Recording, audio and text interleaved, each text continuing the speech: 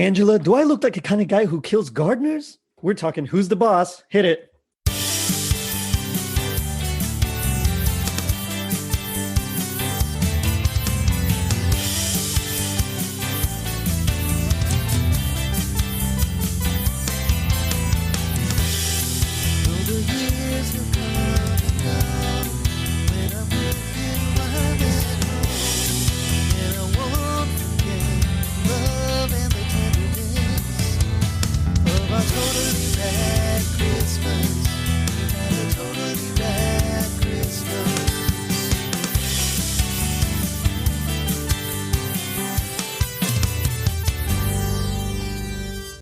It was 1984. The Never-Ending Story was in theaters. When Doves Cried blasted on radios. Wendy's had us all asking, where's the beef? And Tony Danza was Angela's hunky housekeeper. I'm your host, Jerry D, with another episode of Totally Rad Christmas, the podcast that talks all things Christmas in the 80s. Toys, movies, specials, music, and fads. If it was gnarly during Christmas in the 80s, we got it covered. Now, joining me are two very special guests. It's my good friends, Patty and Tina. Ladies, how's it going? Hi, Jerry. Hello, Jerry. How's it going tonight? You know, it's not bad. I got the house down to about 70 degrees and I got my mug of tea and I'm ready to go. What about y'all? Hey, we have some tea right here. Hey. We got tea. I don't have a nice little festive mug though. Yeah, that's my Christmas mug. I love my Christmas mug because it's nice and big. It. So when it's hot chocolate time, I mean, look, it's like big as my face. That is so cute. That's adorable. Well, thanks for having us on here. This is going to be fun. Oh, for sure. I love Who's the Boss, and y'all are some of my favorite ladies. Oh, thank you.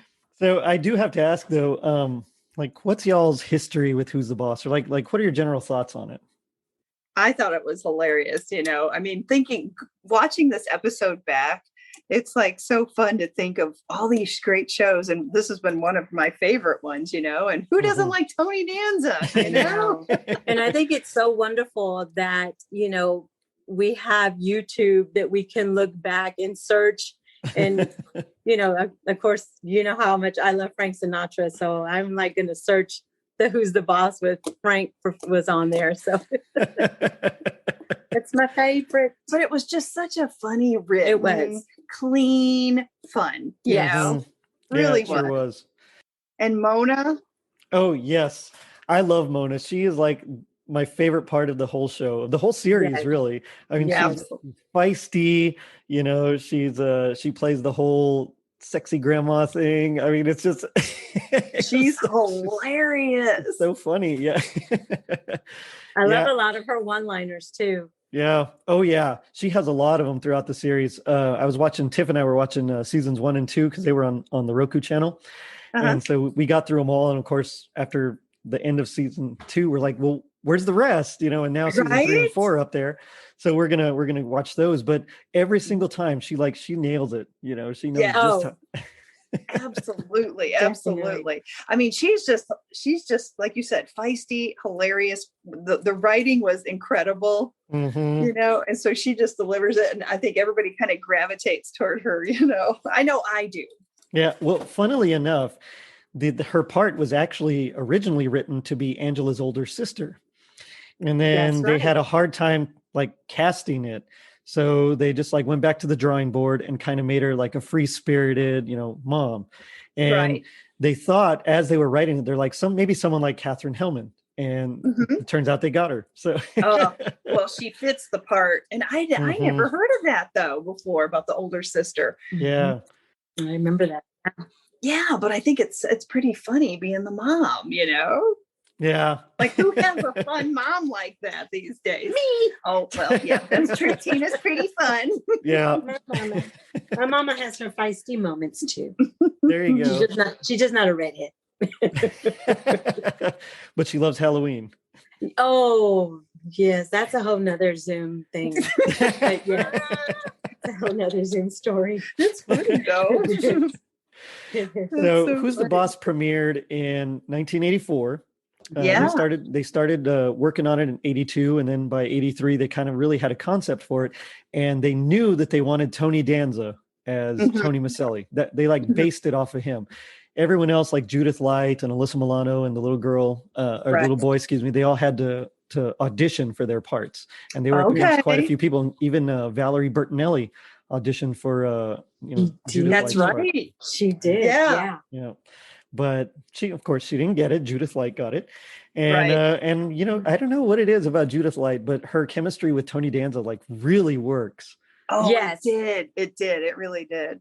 And I think even Judith Light, she actually maybe a year later is when she came off of, was it Guiding Light?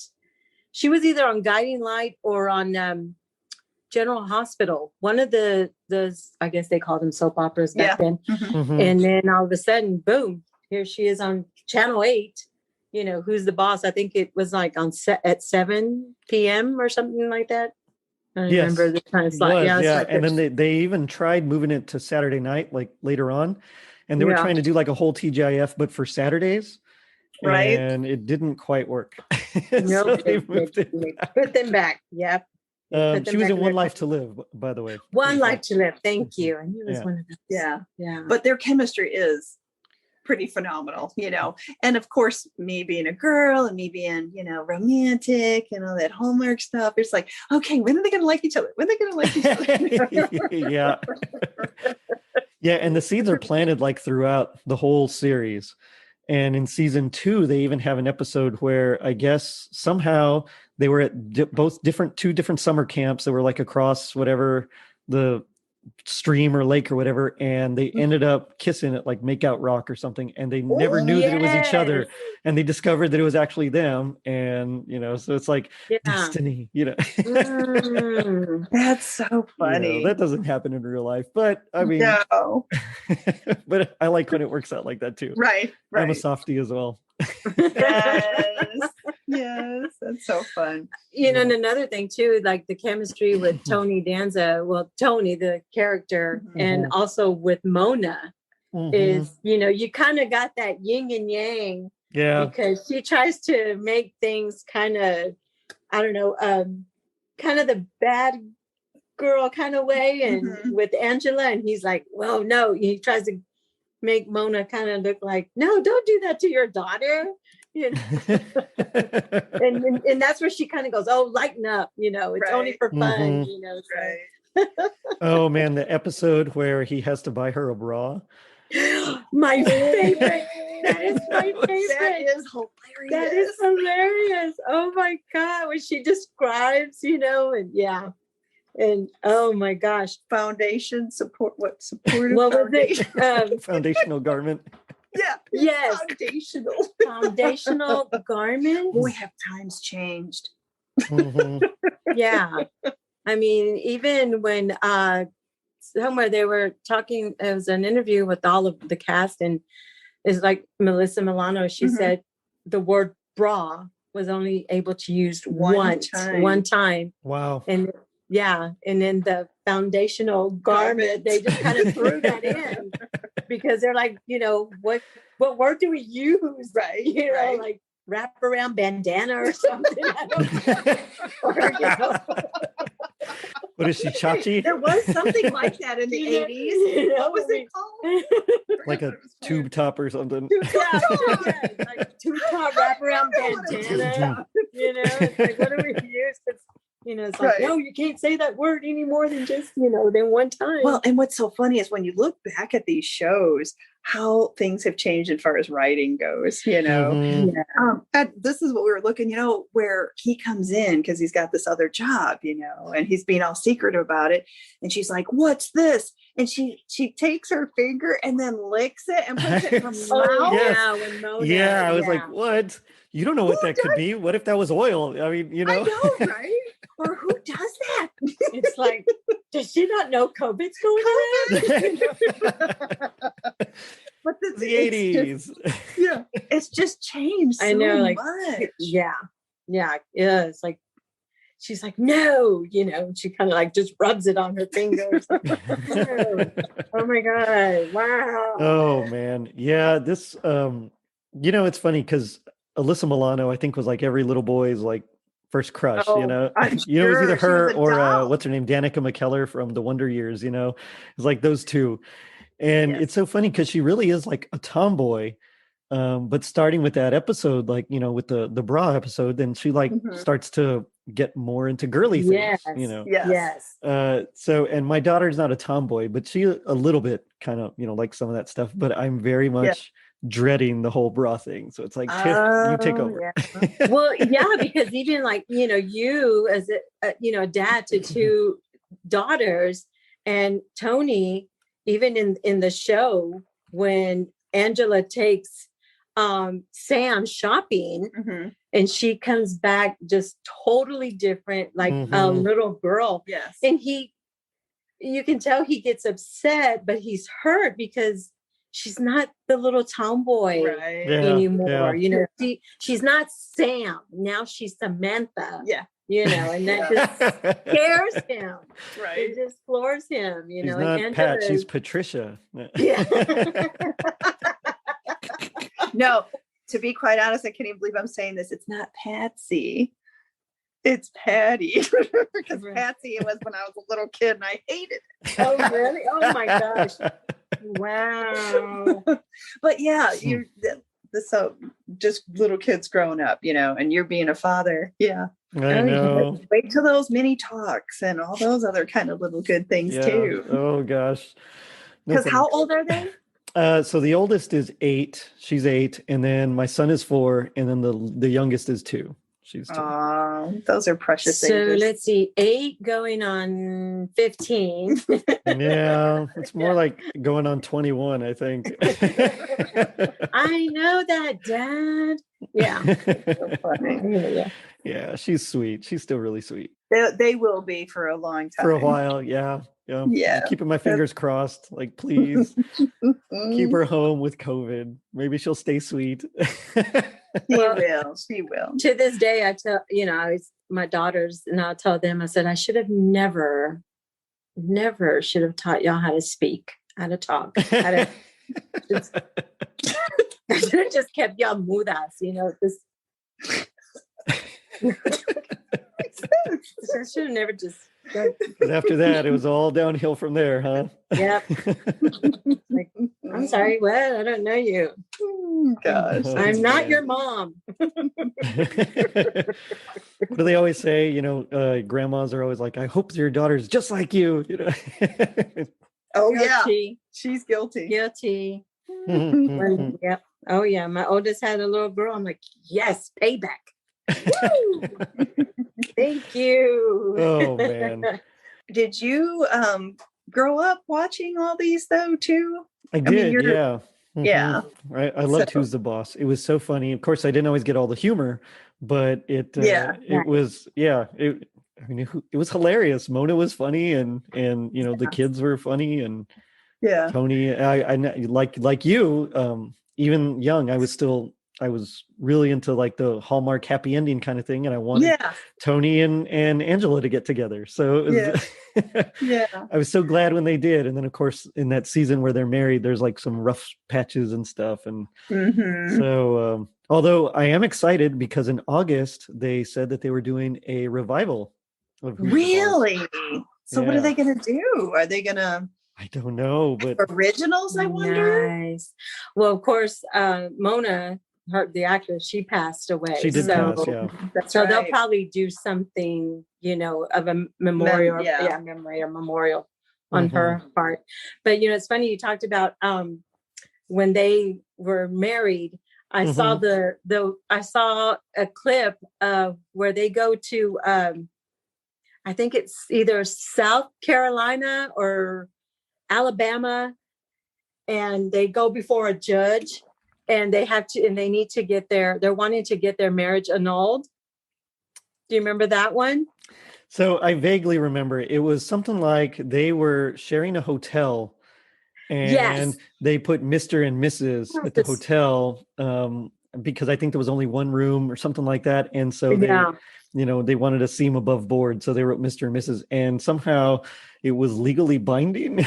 It was legally binding true. When you signed in as a Mr. and Mrs., of course, back in that time. But I saw that one. And of course, they're in, I think it's South Carolina. And they go to this judge and he's very Southern. Right. And it's so funny because on his desk, he has the rebel flag. Oh no. Gosh. On the desk. And I'm like, oh my gosh. And so, That's funny. you know, she's very professional talking to the judge, and he's, you know, he's Tony, you know, he's like, I'm Italian, and we need this and all. And then they make some kind of statement about Abraham Lincoln, you know. Oh no. And, yeah. And the judge looks at him, he goes, you might not want to say that out loud around here. You know, really? Because he's in the South or something to that effect. And I was like, wow. And, you know, back then you're watching it, but you're not really listening to the dialogue until years later. Right. Then, like, I was watching it today, and you're really looking at the details of, you know, the props. And I'm like, oh my God, they got the rebel flag on the desk. Well, wait, I guess you just didn't think about it. No, either. yeah, you I know, mean, yeah. it's so different now, you know, Well, the speech, yeah. And then just like when we were watching the episode tonight, the decor. yeah, we were just kind of looking at the background. Yeah. You know, like you said, they're hanging plates on the wall. And I go, oh my God, my girlfriend still does that. yeah. And then they had the little zigzag cup holder. Oh yeah. Yeah. In the kitchen. So you're just kind of looking at everything And in the little background. braided oval rug. And you know what else? Okay, so New York apartment, right? Mm-hmm. Who has a New York apartment that big? That's what I kept going. Not my brother. This is huge. I mean, the most of them would be as big as that dining room. It was big. That's all I kept thinking. Is like, that is a big apartment. And it just kind of, because there was like all this, you know, things, and they had other little picture frames in the background, and then I see the picture frame, the La Virgen de Guadalupe. Yeah, yes. And I'm like, wait a minute, you're well, they're a good Italian family, so they're Catholic. very good Italian family. Right. The wall. Well, that's what I liked about Tony too, because I mean, I grew up in Catholic family, Catholic, Italian family, you know, and so his passion and how he talks about stuff. And, Yeah. you know, like when he was headed out, and she's like, I'm going to go Christmas shopping. And he's like, but I got to go. I'll be here tomorrow. And I'll make my favorite. Yeah. He's very Stampy a la passionate. Tony or something like that. Yeah, Tony. That makes him so endearing. Yeah. That his part that he plays. And, you know, and for me, his character made it okay for men to show Vulnerability. Yeah, vulnerability, the little bit of sensitivity. And I think I would like to think that back then the men in the 80s did, you know what, it is okay to, you know, show that, to cry, to, I mean, we just didn't cry. But he was a manly man. Yeah. He was very, Yeah, but he was passionate, you know, so I think that's kind of fun. Loved it. I always used to wonder, because he's got like that great physique, and he plays an ex-baseball player. So I always thought, like in my mind, I always equated the two, that in real life he was, but really he was a boxer. Yes. And I mean, dude is cut. Yes, he is. Yeah. I mean, he's a smaller stature man, but yes, very, very, like you said, tight, cut, whatever you want to call it, you know, physically. Yeah. He had that boxer's built. Yeah, he did. That boxer's built. Yeah. That's right. He was. Sure. Well, I love the part in the episode where he has that moment where he like is just gonna break down, and he tells Angela, you know, I can't do this. I don't know if I could do this. Yeah. You know, and that I love that part, because like you said, it just shows that vulnerability, that at that moment, it's okay for a man to go through that. And he has his best friend there, you know, to guide him and to help him, and it's like she said in the scene, you have kept him here for a year. It's time to let him go. And I gotta admit, that got me. That got me. Yeah. And you know, it personally got me too. And it resonates at home, because my aunt when she passed away, literally, I lived in a duplex. Literally, we closed her place for a year. Wow. A year. We didn't go through anything. That's the way my uncle wanted it. Yeah. And when we went back in, so it like resonated with me when he was being vulnerable like that, you know, and I was like, oh God, I kind of understand that, you know, but like you said, I thought, okay, so this is my take on Angela. She is so obnoxious to me. She definitely is. I mean, she might be the two and the chemistry, and you want them to get together, but literally, I mean, I enjoy Tony so much. I enjoy Mona so much, but her character drives me insane. But at that moment, when she went to go help him and he was going to break down, it was like, I mean, it was just so endearing, that whole little shot right there, you know. Yeah, there was a lot of empathy there. Yeah. And I think they like did her character to be pushy to where, yeah, you kind of go like, hey, you are obnoxious, but it's in a good way. In a caring way. Yeah, in a caring way, a good way. When you start to really just see the whole storyline, you're like, oh, okay, girl, I like you. Well, I guess I should mention which episode we're covering tonight. Yeah, that would be nice. Huh? So there were 3 Christmas episodes. We're only going to be talking about the first one, which is season 1, episode 10, called Requiem. It's not super Christmassy, but it's funny because it's like kind of lighthearted, and there's like this little mystery about it at first, and then all of a sudden it gets like deep, you know, like what you guys are talking about. It like really hits home, and then all of a sudden at the very end, that little tag, it's all playful and fun again, you know, kind of like, okay, we're moving on. So it really is like a nice way to show the progression, I guess, of grief. Absolutely. But yeah, so it starts off where, you know, Tony's coming home, or actually it starts off with Mona and Angela at first. And Mona's gosh, like, that's hilarious. she's writing the a mystery story for like a class she's taken. Yes. And I love this part because it's funny because as much as she loves Angela, Mona just like rips on her like so much. She does, but she's an easy target. She is an easy target. Yeah.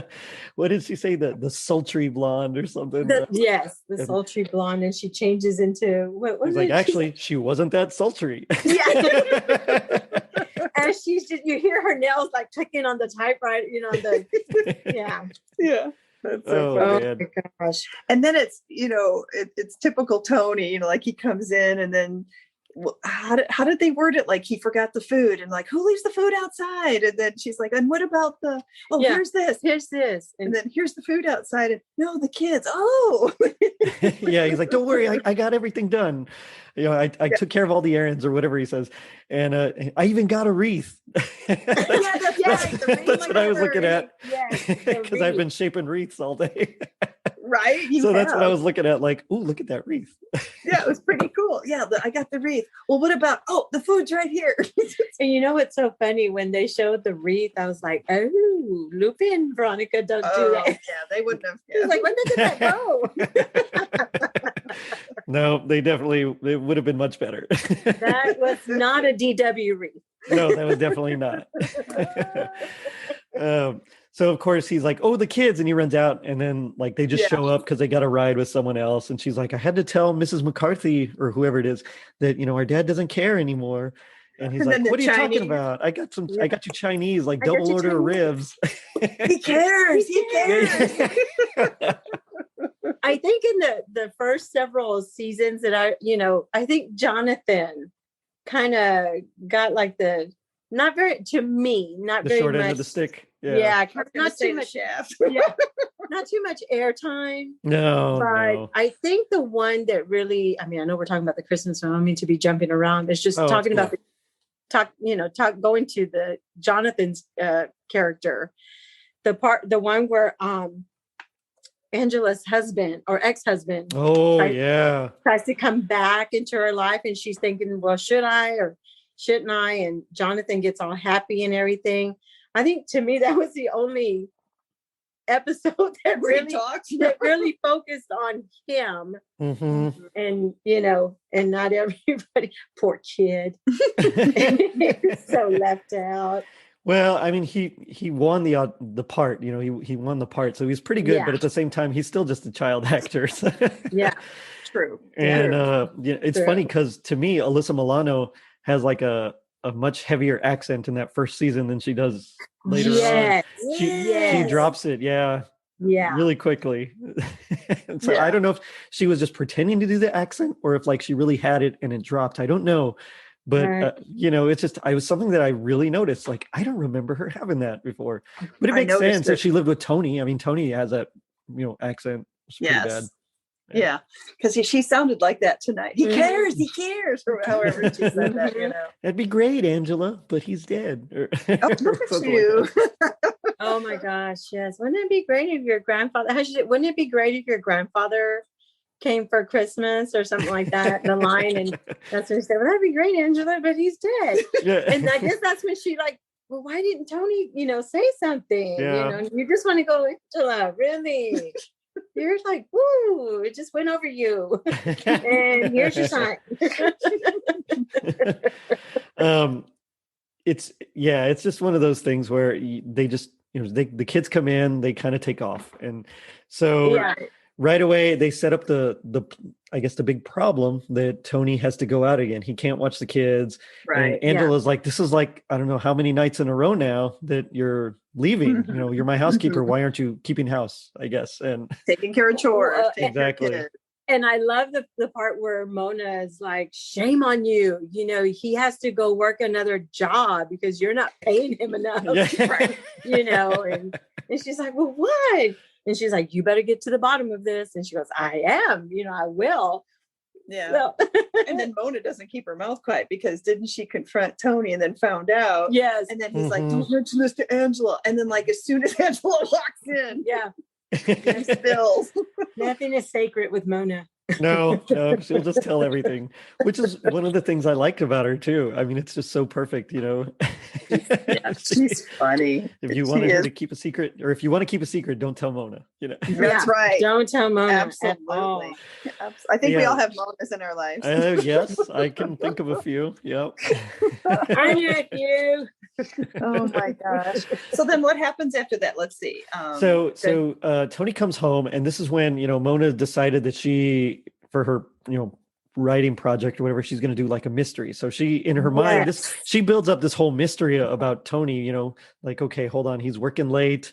He, or he's out late. Something's wrong, whatever. And so she like starts picking up on the clues. And now she sees, the stuff on, I guess, the tomato sauce on his shirt. Right. Yeah. Right. That you talked about. She just like licks it, which is gross. I know, that was hilarious. And then he has the little hat. And he has the hat pocket. Yeah, because he's working at Pizza Playland. Yes. Yeah. And so he's got that in her back pocket, and she pulls that out. And so she pulls she puts two and two together.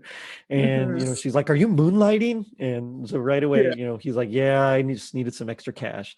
But it's all because she started writing this mystery for her class about like someone's killing the gardeners in the neighborhood or something like that.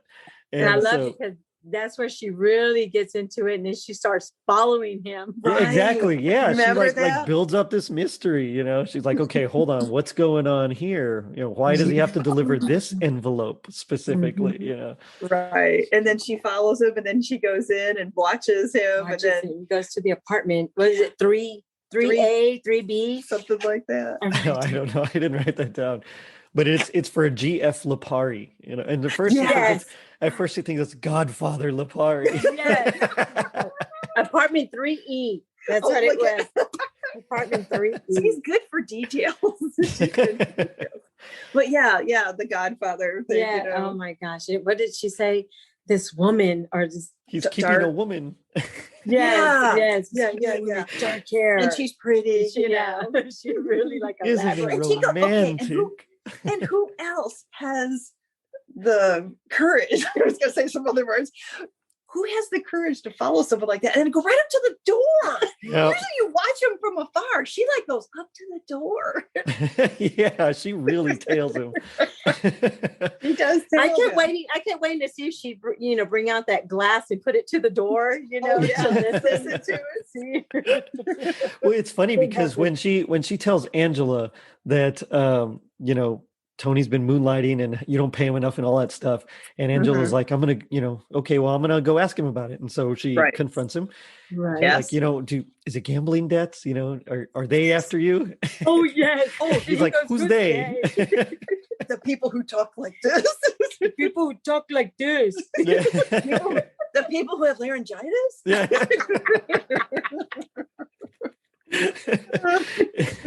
Oh, but the whole funny part was though when she says, Tony, I'm here for you, and he's like, okay, well, you got to trust me on this one. I basically don't want to talk about it. And she's like, okay, and then that's when she starts grilling. Yeah. She like steps back and then moves back in. Do you need legal advice? Do you need legal advice? Yeah. That. Oh my gosh, that's too funny. Yeah, that part was pretty funny. But that was a good part when, again, going back to, well, do they? Yeah, I love that. Who's they? Because it's funny. That's what people say, it's them, it's them. Those guys. Like, well, who? Tell me, describe them. The people with laryngitis. They talk like this. They're Tony. Talk like this. Godfather Lipari. It's Godfather Lipari. Godfather Lipari. I love that. So yeah, that's when he goes to drop off the bills and he's like, I got to deliver this one. Mona tails him and all that stuff. And so she comes back and reports to Angela that, he's keeping a woman. Yes, that's right. Angela gets so mad because she's had to rearrange her eggnog party. Yeah. What's an eggnog party?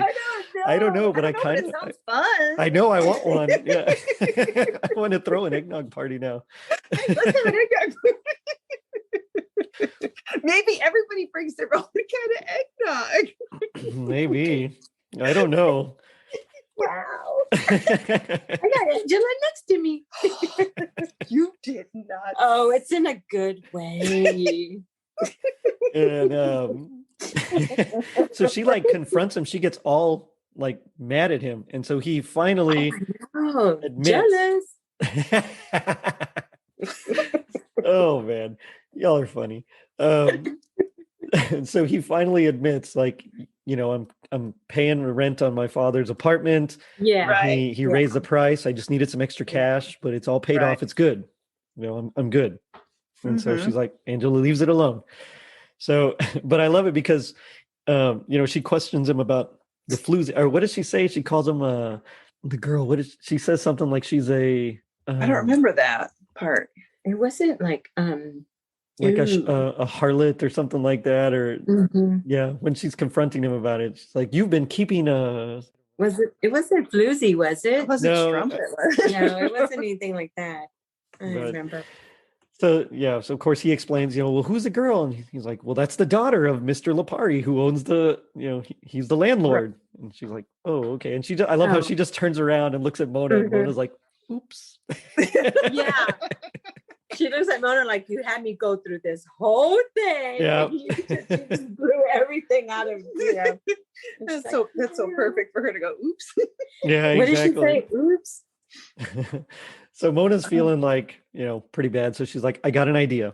Let's invite, Tony's dad to spend Christmas with us. It's their first Christmas away. He doesn't know anybody here except us. And so let's make it up. Let's make it up to him. And so they're going to go ask him, but that's when Samantha and Jonathan come in. And of course he's made something for Angela that's terrible that, kids make that we pretend we love, but we do love because they make it. But at the same time, it's, it's junk. And so it's true. It's true. I mean, I love everything my kids make, but I'm never going to use it. So you better edit this for years from now when they hear this. You didn't like the handle I made you. I loved it, but I can't use it. I'm sorry. It was too beautiful to use. The water kept falling. So she asks Sam, she's like, well, how would you like if your grandpa came to spend, Christmas with us. And Yeah. I was like, And the facial I think you're a expression. little late. Yeah. And It's she's like, like, oh, does he have already? What did she say? Yeah, does he Something already like, have plans? you already or have is he plans? Yeah. Yeah. And it's like, no, he died almost a year ago. And it was like, oh. You're like, oh. Like, oops. Yeah. And then she like kind of just nonchalant, like gets up and leaves. Leaves? She's Yeah. like, okay. Yeah. Oh, that's right. Because she goes upstairs. Like she's Right. And it going was like, upstairs. that was like a commercial break right there. You can tell it was an act break.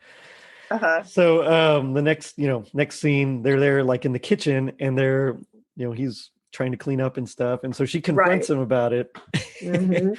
He's like, so I asked Sam if she wanted your dad to come spend Christmas with us. And he's like, oh yeah, what did she say? Like, she said he probably couldn't make it. And then so he says, yeah, he passed away last year. She's like, that's what she said too. That's what she said too. That's why he couldn't make it. Yeah. Jeez. Okay, so question, because I know so who was the character that was a grandfather? He was the one who was in prison. That was his father-in-law. Okay, the father-in-law. Okay. Yeah, his wife who passed away, that's her dad. Oh, your phone. Mm-hmm. So yeah, that was his father-in-law. That was his father-in-law. Mhm. That was the character. Played by James Coco. James Coco. Oh, boy. Yeah. Yeah, who got a lot of actually acclaim for his role here, which is kind of funny. But then he passed away in season 3, and so then they said that he passed away in the show as well. Yeah, because they did do a show around him passing, right? Well, there's one, character? I don't remember if it's in the first or second season where he comes out and he says that he's dying, but really it's because he's going to prison, and he just doesn't want the family to know that he's going to prison. So, God. but he takes advantage of Mona as well, because it was the 80s and you could do terrible stuff like that in shows. And Of course. he convinces her that that he's dying, and it's like, wouldn't you give a dying man his last request or something? Of course, Mona. Yeah, and it's Mona, so she's she thinks it's kind of romantic, and so Mona. I know, she's so funny. She is funny. So after they have that conversation, how does it go to the next scene then, when he actually going he confesses, like, his dad passed away. He just hasn't been able to move on. Like he also says, I think he also says that he's kept the apartment there just in case, like, it didn't work out with them living together. Not that they're living together. Right. That's right. Yeah. And then, so then she's like, well, don't you think it's working out? He's like, yeah. And so she's like, well, then just give up the apartment. And so he's like, I don't know if I can go clean it out. And she's like, take the day off, go through it, and take your time. Well, and then plus too, I think she notices, or she looks at the Christmas tree, and I think he says his brother decorated it, right? Something like that. Yeah, his brother decorated it, and then he says, well, look, my gift is still under there. My gift is still there. Yeah. Yeah, and that's when she grabs it and says, and she thinks it's time to open it, Mm-hmm. Yeah, it was so it cuts to him in his dad's apartment. Right. And he hasn't done anything. He's literally just sitting there because he doesn't know what to do. Like, he doesn't know where to start. Begin. Yeah, exactly. No. And this is where, like, it starts to get really heavy here. I wasn't expecting this. I was like, it's Who's the Boss? It's fun, but no. I mean, this like had all the feels here. And so he hears a knock on the door, and it's Angela. And so she like came to support him because she remembered having trouble cleaning out her dad's office when he passed away. Yeah, when he passed. And she knocks over like the urn. Oh my God. And he's like, oh, it's okay. Hilarious. It's okay. And he gets the dustbuster and starts vacuuming. It's like, Tony. Tony. Yeah. He's like, Angela, like, it's from the fireplace. From the fireplace. Yeah. But it was like so awkward when she did that. She's like, Tony, And then there was another scene when they're getting into it now. They're being productive. Mm-hmm. And then she comes out, and this is the part, she's got this box of albums. Yeah, because remember, big band. Yeah, he loves, like Tommy Dorsey and all those cats, Benny Goodman, those cats, and he loved them. And so he had just a bunch of albums, and Yeah. But she's carrying him. And he's like, oh, Angela, here, let me get that. And she's like, oh, no, it's heavy. And then he grabs it. And she's like, oh, well, maybe it was, I forgot what the word was she said, but it was like funny. It was like awkward. I know. Like, it wasn't that heavy. She kind of like dusts off her sweater or something like, oh, it was like, Yeah. But then he starts talking about how proud his dad was of him being a baseball player. Yes. That it was his dad. He goes to the baseball that's on the he actually goes to the mantle. baseball that's on the mantle. Yeah. And it was signed by the entire 62 Mets roster. Yes. And he had to travel like all over the country to get some of those signatures, but he wanted to make sure he got them because his dad loved the Mets. Yes. And the big that was cute. But Tony, I think he played with the Cardinals. Is that what he said? Yeah. Yeah. He played with the Cardinals.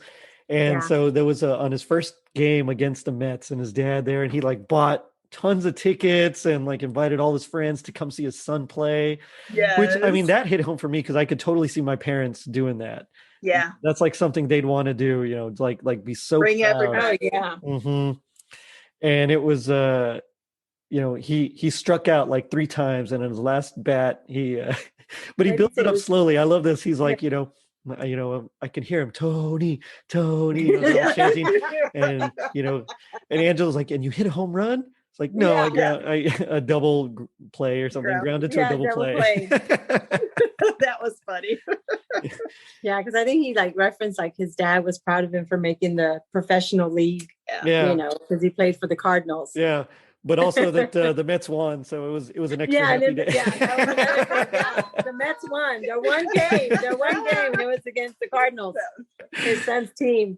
So what was funny is that you could see the transition of it. Like you said, it was heavy and the emotional part of it, and then they were talking about the big bands, and then they reminisced about the baseball, and then it was turning. It was getting a little bit more lighthearted and the feel good.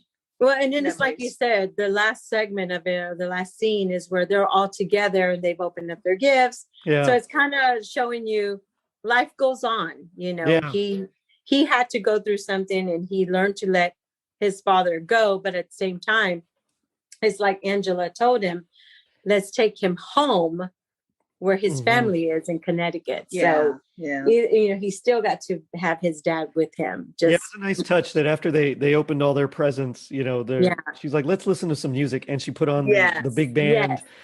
And they started doing the Lindy, That was perfect. That was perfect because it was neat that he liked the big band and she liked the big band. So it was kind of like another connection for them. Another connection. That's right. Absolutely. But it was just really, that was really heartfelt and sweet, It was. But the one is when he was leaving, when she says, oh, I'm going to leave and give you a moment, and he was standing there and I was waiting for him to say something like, bye, Dad, or love you, Dad, or something, and he didn't say anything, and then he shut the lights, and then I was waiting, and then but what was perfect is then the big band music started. So it was a great thing. It really was a great effect. So it was a fun show. It came full circle. It was. It really did come full circle. The gift, I think, was a watch, wasn't it, that his dad had given him? Pocket watch. Because I think it was his dad's pocket watch, wasn't it? Mm-hmm. Yep. Mm-hmm. And he was always not. Because he was always late. Yeah. He was late. And so he goes, I get it, Dad, or whatever he said. And then she goes, oh, there's an inscription. And she reads it, and it said, what, to my 14-carat son? To my 14-carat, Yeah. That's sweet. I know. Oh, I know. Me too. That was sweet. That was really sweet. Yeah. It was a good episode. It was. I enjoyed, when they were all opening their presents and then they start dancing and, in the background on their big mantle, you can see all the stockings hung and stuff. The little knit stockings. Yeah. Yes. Yeah. We never had stockings like that. Ours were always ours had lots of sequins on them that my aunt had put sequins on. Yeah. My mom had the same kind. Those knit ones, man, they would carry a lot of stuff in there. They'd be like almost dragging to the floor. They would. Yeah. So, my mom always did ours in glitter. Ooh. We had all of our names in glitter, right? Yeah. Right. I think too. I think at the end, in the credits, it was actually dedicated to his and it was dad. dedicated to his dad, who had passed away almost at the same time, like the previous year. So it was almost semi-autobiographical, I guess. Yeah. Hit home with him for sure. I'm sure. Definitely. Yeah. This is the episode that Judith Light said that this is where Tony Danza really became an actor. Like he finally got to really, like he finally really got to spread his, acting chops, I guess. And yeah, I mean, he did, because a lot of it is just him like, oh, hey, Angela, hey, that kind of thing. But yeah, right. Because was he in Taxi before Who's the Boss? He was in Taxi, yeah. Yeah, before. I remember watching, he was very Taxi. Comedic, yeah. Yeah, very comedic, very that macho, kind of New York, Brooklyn, or Italian. Italian kind of guy. Yeah, exactly. So, yeah, she's right. I mean, that episode he really showed that, he can be a different kind of actor, Yeah. Yeah, when I saw that, when it came, in memory, I was like, oh no. Okay. Just add salt to the wound there, guys. Yeah. Bring me my box of Kleenex. I know. Yeah. Right. Yeah. It was good though. It was a good episode. I enjoyed it. The show had like lots of guest stars. So like in the first season alone, I mean, there was Delta Burke. She was like the neighbor that wants to, seduce Tony. Betty White came on. She was like she was one of the television hosts. Yeah, I love Betty White. Her. Yeah, I love Betty White. She's funny in everything she does. I mean, she is hilarious. She's like 99 years old and she does fantastic. She's hilarious. Yeah. Mike Tyson's come out. Yep. Yeah. Of course, Ray Charles was there. You mentioned Frank Sinatra. Yep. And Matthew Perry, when he first started, he played Samantha's love interest, I think, in her later years in high school. Oh, yeah. Before she went off to college or something. But yeah, I think it was. Could he you guys be are any good. younger? I know, right? Just kidding. Right. And one thing that I didn't realize was that Leslie Nielsen came out. No, was he really? He was engaged to Mona for an episode or two. That's right. You know what? I had young kids at this time. And so I would watch at Who's the Boss, Yeah. I know what you mean. All of them. Yeah. So when you're saying this, I'm like, huh? Now I want to go back and watch all these. Yeah. The ones that we saw, it's kind of like Perfect Strangers that I've started watching again. It's like, it's a really slow start, but then it like builds up and you're like, this is a good show. Right. It's the same thing with Who's the Boss. I saw the pilot and it's like, yeah, it was okay. And so I kind of slept on it for like a couple of weeks. And then I thought, let's see what the next episode's like. And so then we turned it on. And so we got through those 2 seasons, and now the 3 and 4 on, it's like, all right, let's watch these. I'm going to have to do that. I'll have to do that too. Because you're right, that the writing is great. The chemistry is great. Yeah. The actors, they picked great. I mean, it just worked. It really did. Well, they were nominated for more than 40 awards, 10 Primetime Emmys, 5 Golden Globes. No, I know Mona won a Golden Globe for Best Supporting Actress. Wow. Yeah. I don't doubt it. And I loved it because they said the reason she wasn't at the Emmys that year, she was in Texas doing a what was it? Oh my gosh, which I didn't know. I didn't know she was from Texas. Yeah. I didn't know she was from Texas. But she was doing a charity. Oh, so she wasn't there for the award? Yeah, she wasn't there to accept her award because she was back home doing a charity. That's awesome. I remember her as the mom from Overboard. She played Goldie Hawn's mom. Yes. Oh my gosh, Goldie Hawn's mom. Yeah. In Overboard. Goldie Hawn's mama. Where she keeps calling and, because her daughter is gone and she keeps calling. So Grant answers the phone and it's like, she's not here. He's like, Grant, if you do not produce my daughter. Anyway, whatever. And yeah. Let's see. And then of course she was a spinoff from Soap. She was in Soap with what was his name? Well, I know it's gonna kill me. God, so many actors. I don't remember his name. So many. I don't know. I'll think about it. I'll remember it after we're gone. After we hang up, it's gonna be like, oh, it was so and so. The theme song. I love the theme song too. Yes. It's one of those. You just the jingle as soon as you hear it, you're like, oh yeah, that's an 80s theme song. It's got like a certain chord progression and a certain style that it's just like right away that's from the 80s. Definitely. Yeah. And that was written by the creators. They wrote the lyrics, and then Larry Carlton and Robert Kraft actually wrote the music. And Robert Kraft has done a lot of like film music, but also just producing. And like one of the ones that I remember most, like he helped produce The Muppet Christmas Carol, which is one of my No way. Really? But he co-wrote that song "Beautiful Maria of My Soul" from the Mambo Kings. You remember the Mambo Kings? What? Yes. With Armando Sante and he co-wrote it. He co-wrote that song, yeah. And he's got just a ton of different credits. But it's crazy when you divulge it and you go into music and the jingle writing, and when you start doing your research about it's just how faceted they are and how widespread they are. When you start connecting all the dots, it's like crazy. Yeah, it's so funny. Just in general, when you look at these shows that at least for me, I remember them. I remember watching them. I laughed. I thought it was, it was a good time, but I didn't realize just how good the writing is and like how funny they can be. I mean, I just, I watched it. It was good. But I think at that time, if it was TV, I liked it, Absolutely. We were kids, That's right, and we were entertained, or young people anyway. Oh, yeah. But I think I appreciate stuff so much more looking back. Yeah.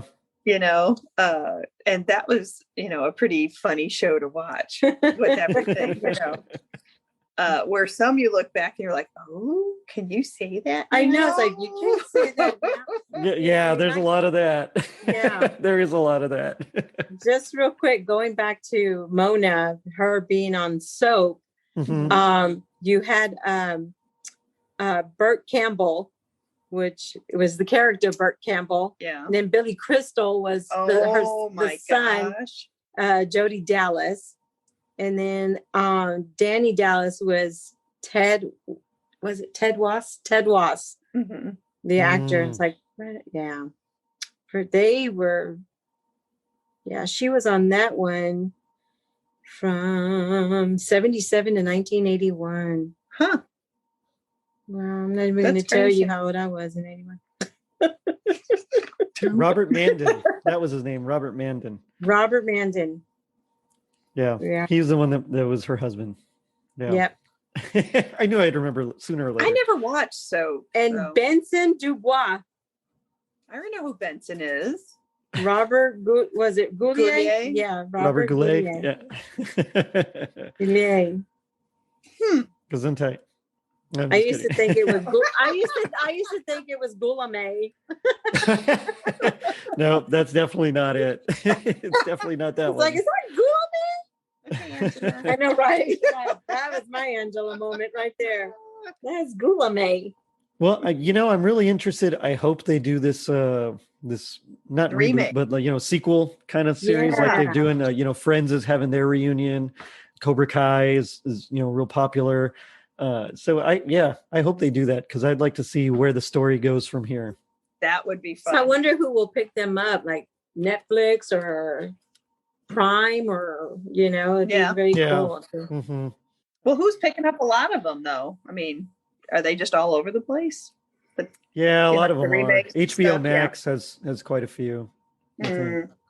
Well, I think a lot of people, when they had such popularity, the remakes or reboots or whatever you want to call them, I think they would have a good outcome. I mean, I think it would. I know I'm going to watch it. Yeah, same here. It's a win. But it does make me wonder, what would you ladies say would be your happiest moment or memory regarding Who's the Boss? Oh my gosh. Probably when Tony and Angela first kissed. Ooh, that's a good one. You Yeah. know, Yep. I mean, it was so built up for so long, For and so you know long. that they cared and they were there for each other, and then they got on each other's nerves, and you know they would argue and come back around, but it was just like, oh my gosh, yeah, finally. Yeah, I mean, I think even Mona was like, finally. Yep. You know, there's one episode, and I don't remember which one it is, but it's at the end where Tony is dressed up in a tail tuxedo. Angela is in this beautiful, beautiful sapphire blue ball gown. Uh-huh. And they're talking about, I think in the episode, they're talking about, you know, like big band music and stuff. Mm-hmm. And they play this beautiful song at the end, and they're just waltzing that. And I wish I could remember what episode that was. You'll have to do your homework. Mr. 80s guru.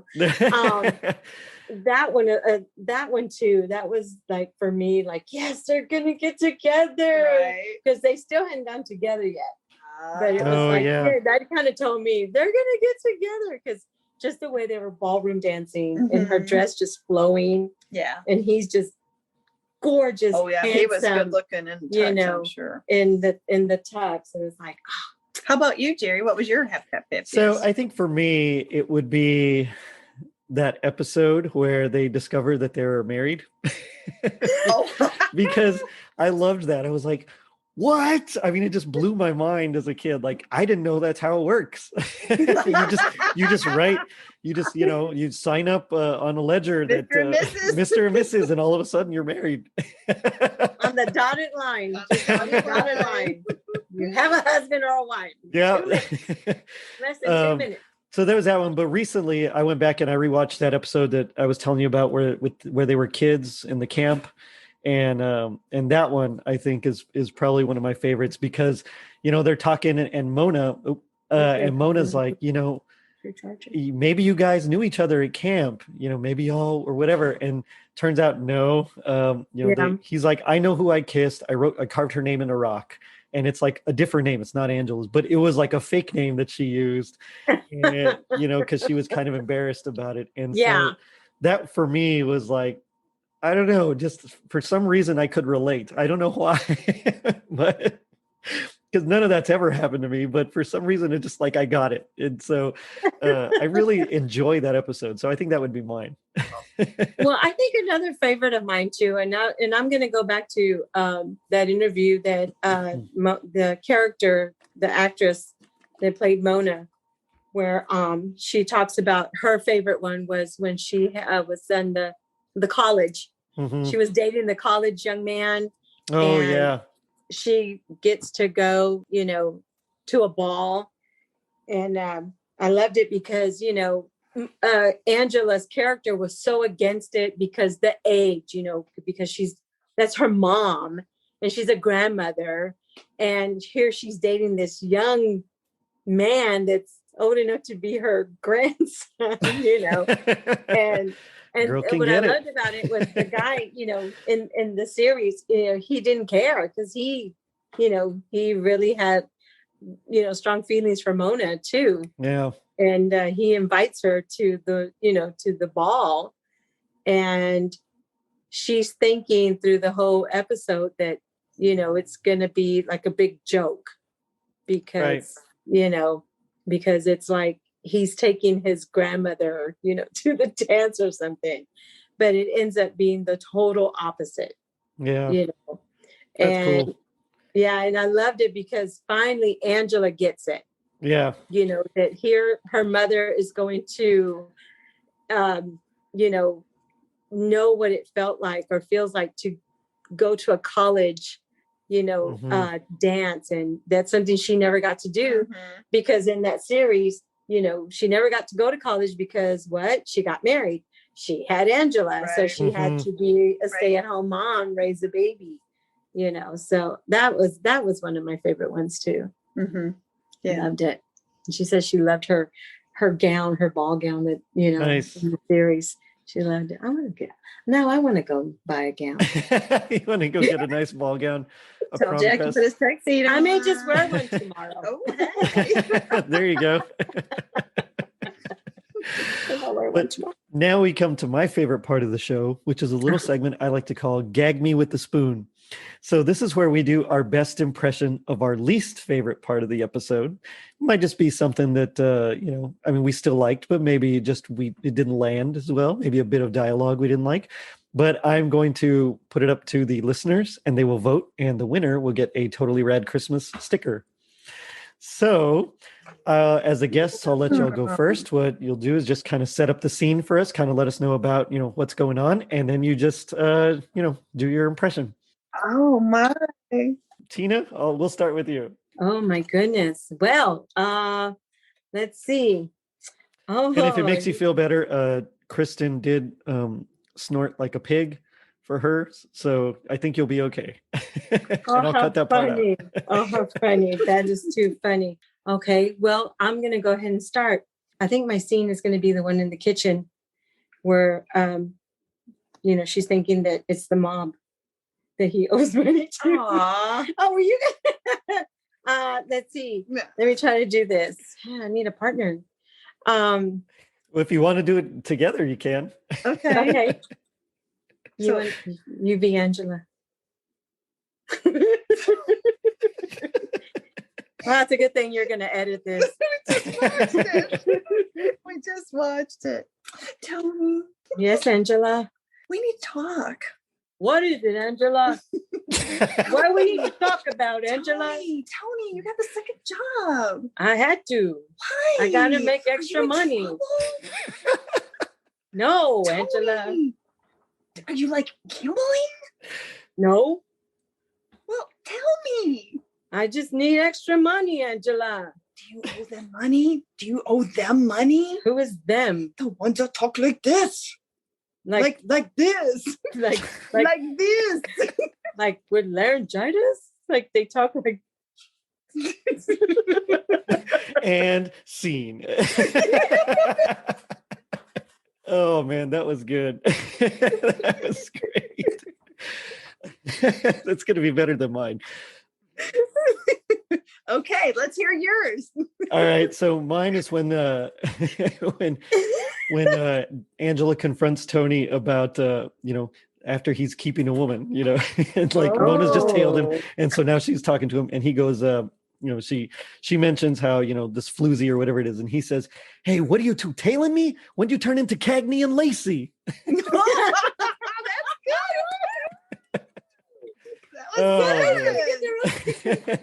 But I'll leave it up to you listeners, and you can vote. I'll put it up on the social media pages.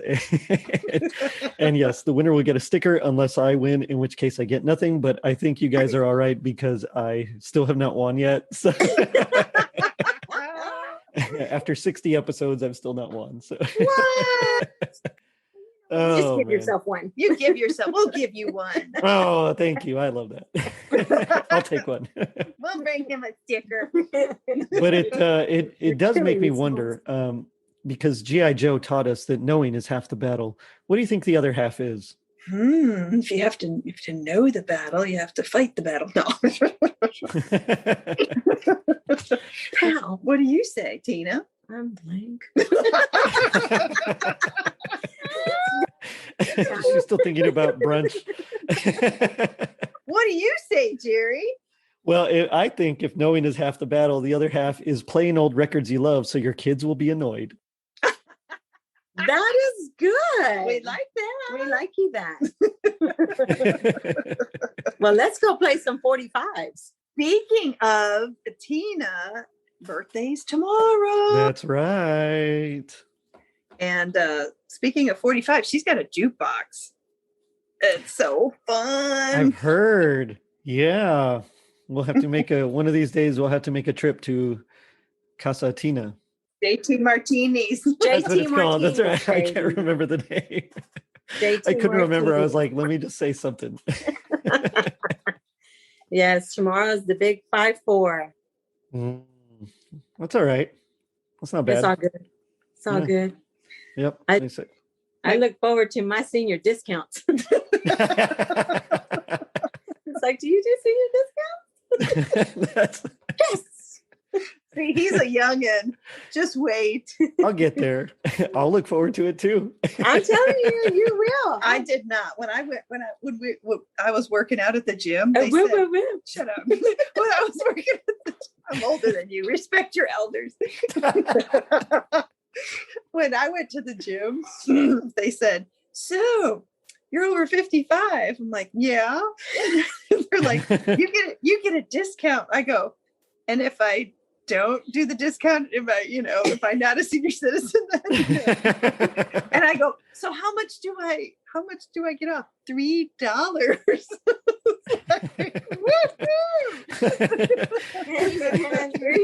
goes a long way. Yeah. Hey, you can go buy some McDonald's with that. Right? It's 2 Brahms ice cream. There you go. That's right. Chick-fil-A sandwich. But only if you use your points. That's true. Only if you use your points. You know that. Oh, man. Mr. Point Man. That's right. So final thoughts on Who's the Boss? Love it. I'm really excited about maybe this remake. I mean, not remake, but the reunion of it. But I think it was a great show. It had a lot of good stories and good lessons, I think. Funny, entertaining. It was just really cute, And I love how, each episode gave everyone, except for, like I said, Jonathan, because he was a little, little guy back in the time, but everybody got an equal of their storyline. Yeah. And I did a good loved job about with it. that. Yeah. Loved it. And I think for me, you kind of go, God, is there a family out there like that? Right. Is there a guy who is actually a housekeeper to this executive person, right. Somewhere out there, is there actually the true story? And a cute Italian. Yeah, a cute Italian guy at that. Hey. That could be dangerous. A single cute Italian. Yep. And he's a good dad too. Yes, a good dad. And and going that point right there, you didn't hear of a single father raising a child. No, you don't. Especially back then. Yeah, that was because back then it was like the mother, would raise the child. Yeah, that the father wasn't really a part of after that. Yeah. So there was a lot of good things. Yeah, it was great that they covered all those bases. They did. Well, I mean, and even to your point, Angela was like, the president of an advertising company. She was like a big executive. She made the big bucks. So it did breadwinner. Yeah, exactly. She was a breadwinner, so it was kind of progressive if you think about it. It was progressive. Mm-hmm. Very much so. Yeah, because you still had women in that time, still like the secretary, or it was really hard for the woman to be in that high level of in a company, especially to be the president of the company. Yeah, and she did a good job. They even tried to spin off a couple of shows. I think they tried 3 times to do spin-offs of this, but they all failed. Yeah. None of them stuck. Right. So, originally they were planning on spinning off Mona with her brother, and they were going to have their own show where they what was it? They did something in New York and it was going to focus on them. But then they kind of worried, well, if we take Mona away, will that make Who's the Boss kind of worse? Yeah. So in the end, they just, scrapped that idea. Well, I think that would have been detrimental to that show. I do too. Yeah, it was smart. A big part. I think the Nielsen's would not have liked that, because that Nielsen rating just would have went down. Man. But Patty, Tina, thank y'all for coming on. It was fun. It was so fun. Thank you, Jerry. It was fantastic. It was an honor. We'll have to do it again sometime. I would love it. Maybe when we talk Quantum Leap. I don't know. But. Oh, yes. Yes. Or Dynasty. Dynasty, yeah. At Christmas time. They Yep. had a lot of Christmas episodes. Ooh. They did, yeah. Yeah. They sure did. Well, this was super, super fun, and we sure appreciate you. Yeah, thank you so much. This was Well, thanks fun. for coming on. Yeah. And on that note, I'm going to end it by saying, hey, Mona, how about you? Did Santa treat you good this year? Too soon to tell. He's checking us out on our social media pages, Facebook, Twitter, and Instagram. And if you're feeling like Angela and Tony doing the Lindy on Christmas morning, leave us a review on iTunes. Not only does it help us reach more people, but you also get a free sticker. Now, don't forget to vote. Later, dudes. What's your favorite guilty pleasure? Is it watching cheesy Christmas romances, no matter what time of year it is? For Holly Cuomo and Scarlett Alexandra, this is it. These two host the Netflixmas podcast, where they talk about the best, the worst, and the cringiest Christmas romances from all your favorite streaming services. You can listen today on Spotify, iTunes, and Podbean. And don't forget to check out their Patreon for bonus episodes. Have a very merry Netflixmas and a sappy new year.